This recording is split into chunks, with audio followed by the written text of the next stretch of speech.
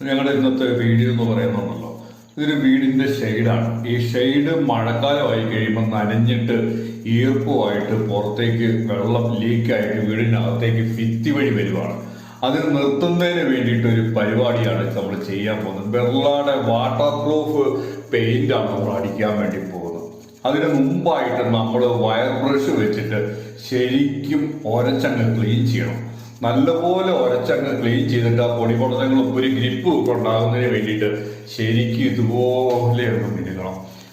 ഇതുപോലെയൊക്കെ മിനുക്കി കഴിഞ്ഞതിന് ശേഷം നമ്മൾ ഈ ബിർളാടെ നമ്മൾ അടിക്കാൻ വേണ്ടി പോവുകയാണ്. അതിന് മുമ്പായിട്ട് നമ്മൾ ആ ചെറിയ പൊടിപടലങ്ങളെല്ലാം നമ്മൾ തൂത്ത് ശരിക്കും വൃത്തിയാക്കണം. പൊടി ഇരിക്കാൻ പാടില്ല. പൊടി ഇരുന്ന് കഴിഞ്ഞാൽ ശരിക്കും അത് ജോയിന്റ് ആകത്തില്ല.